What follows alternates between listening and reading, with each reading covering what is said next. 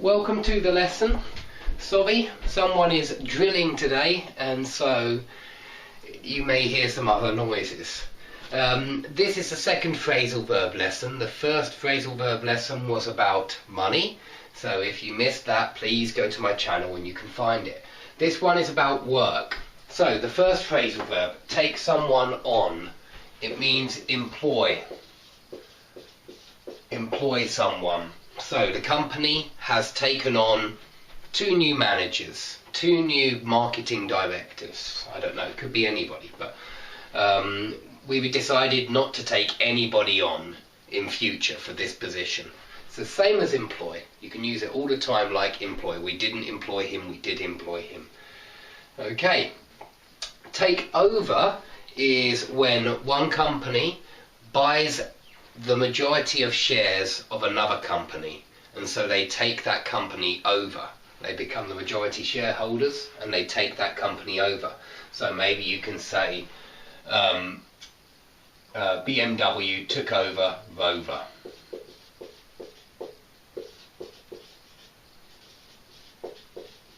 Okay, one company took over the other company. Hand in, it's when you finish a piece of work and you maybe hand it in to your teacher, but if you are at work, you could finish a document. You could fill in a document and hand it in to your boss. Hand in means give some kind of work to someone official. Hand in. So it could be to the teacher, but it can also be to your boss. When you finish research or you finish a project, you hand the document in to your boss. Okay, carry out just means perform a duty or a task. So you could carry out research, you could carry out a survey, you could carry out a lot of different tasks at work. Call something off means cancel. Please don't mix it up with put something off, which means delay. Delay. For example, they put off my flight for 5 hours, but we called off the meeting because not enough people could manage to get there. So we called off the meeting. Okay, lay someone off means make someone redundant. Make someone redundant.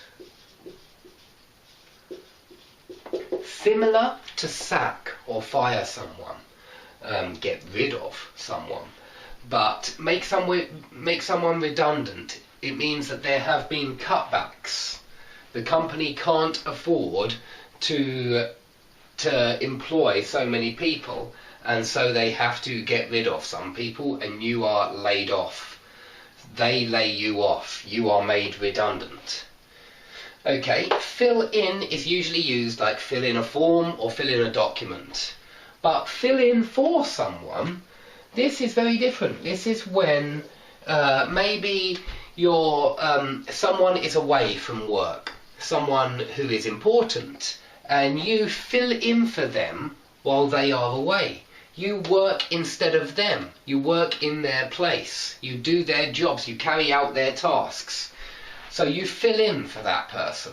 So if I were working in a school and perhaps one lesson I had to go to the doctors, maybe one of my colleagues could fill in for me and take my class.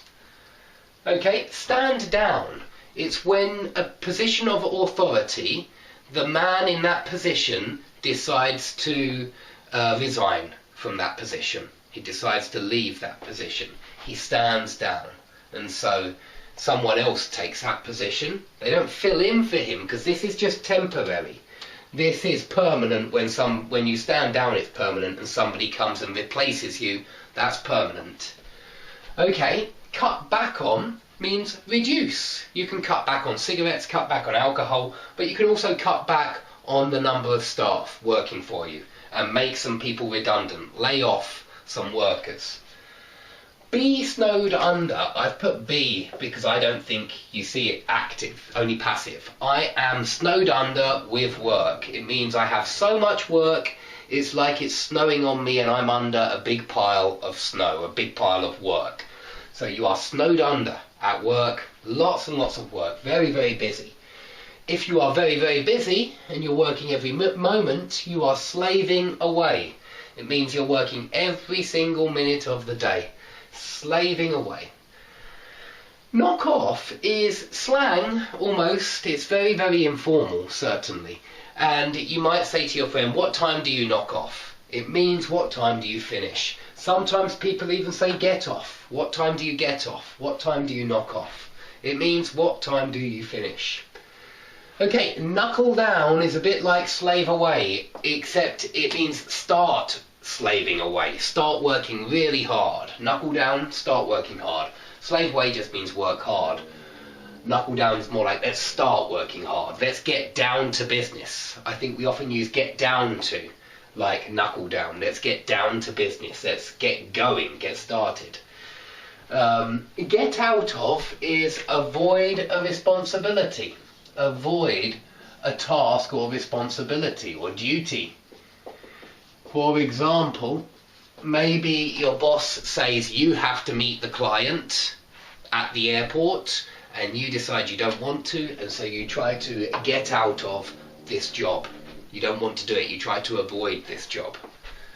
Okay, I hope that you found those words new or interesting or useful.